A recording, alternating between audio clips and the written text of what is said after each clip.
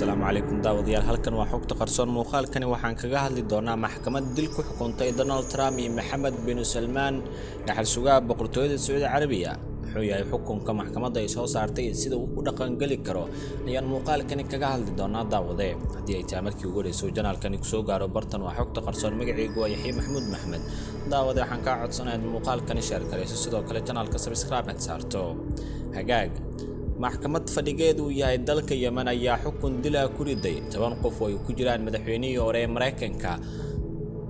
Donald J. Trump iyo dhaxal sugaa boqortooyada Sacuudiga Amir Mohammed bin Salman sidoo kale boqorka Sacuudiga Salman bin Abdulaziz Al Saud ayaa ka dhex muuqday liiska dadka lagu xukumay dilka toogashada oo loo haystay inay mas'uul ka ahaayeen xasuuq 2 sano ka hor loo geystay arday reer Yemen ah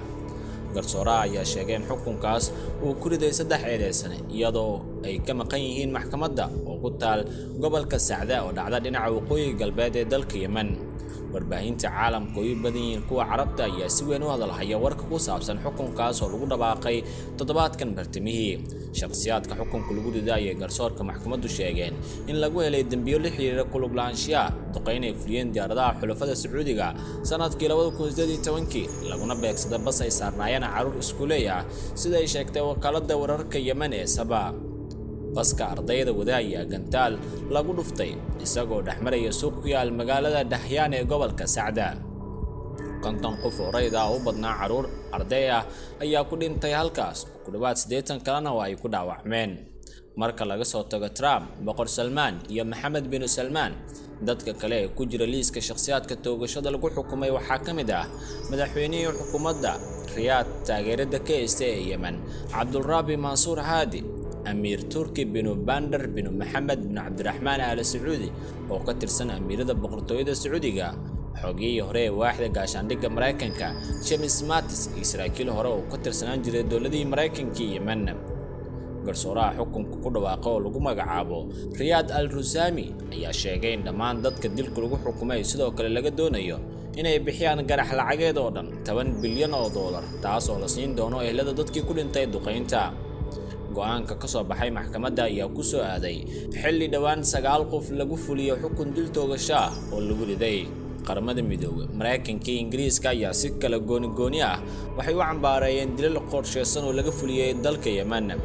mid ka mid ah dadka la dilay ayaa ahaa wiil isagoo aan qangaarin gacanta lagu dhigay 9 qof oo dilkoodu ku dhacay fagaare ku yaal magaalada caasimadda ee Sanca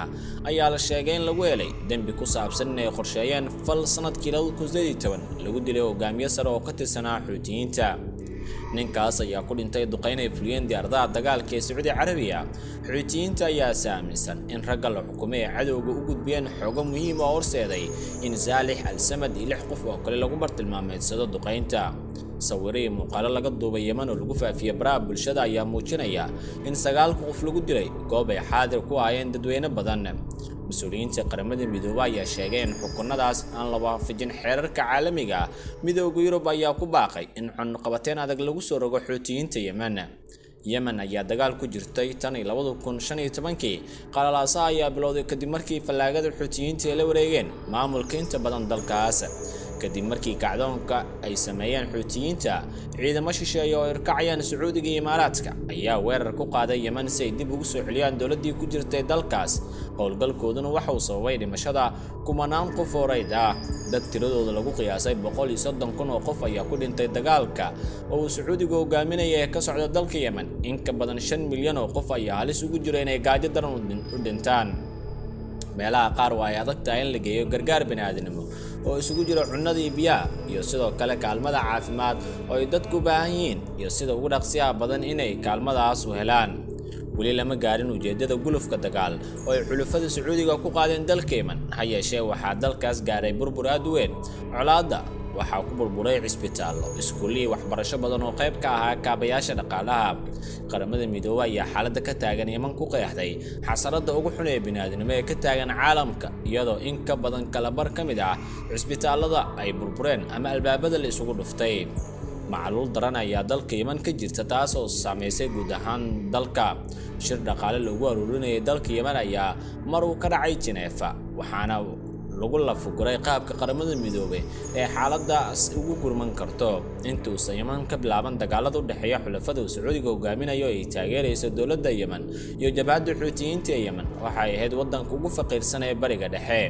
hadda oo dagaal sokeeyo uu ka socdo 2 sano in ka badan hay'adaha cunnada adduunka ma aysan geyn wax cunno ah meelaha qaarkood bulshada Yemen waa 25.6 milyan oo ruux 19 milyan oo kamid ah ayaa u baahan gargaar degdeg ah sida ay sheegtay qaramada midoobay ku dhawaad 7 milyan oo dadkaas kamid ah damaanad cunto la'aan oo daran ayaa haysata taas oo ka dhigan in si degdeg ah cunto ugu baahan yihiin 2 milyan oo caruur aan nafaqo darro ayaa haysata xaaladda halkaas taal waa musiibo waxa ka dhacaya dalkaasna waa mid taariikhda ay xusi doonto ayuu yiri mid kamid ah saraakiishii u hadlayay hay'adda cunnada adduunka ee WHO oo xubna halkaas geysay Xuutiyiinta Yemen waxay ka soo horjeedaan dhaqdhaqaaq kasta oo ay sameynayaan xubnaha taageersan dowladda Yemen ee Cabdulrahman Mansuur Hadi waxaana hadda xukunka lagu riday Mohammed bin Salman iyo Trump aad ula yaabay dad badan oo kamid ah dadyowga caalamka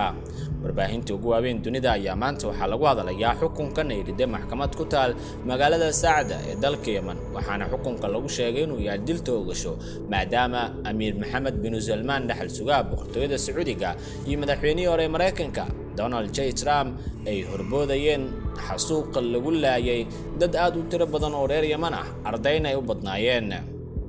warbaahinta caalamka iyo kuwa carabta ayaa si weyn u hadalhaya xukunka lagu dhawaaqay toddobaadkan bartamihii baska ardayda ayaa waday waxaana gantaal lagu dhuftay isagoo dhexmaraya suuq ku yaal magaalada Dahyan ee gobolka Sacda konton qof oo rayd ah oo u badnaa caruur arday ah ayaa ku dhintay halkaas ku dhawaad 80 kalena waa ay ku dhaawacmeen Xuutiyiinta Yemen waxay sheegeen ayagoo ka argudaya dhacdadaas ay diyaaradaha xulafada Yemen Mareykanka iyo sidoo kale Sacuudiga ay geysteen Yemen waxaa taageera Sacuudiga xukuumadii rayidka ee Cabdulrahman Mansuur Hadi waxaana uu kamid yahay xubnaha hadda la xukumay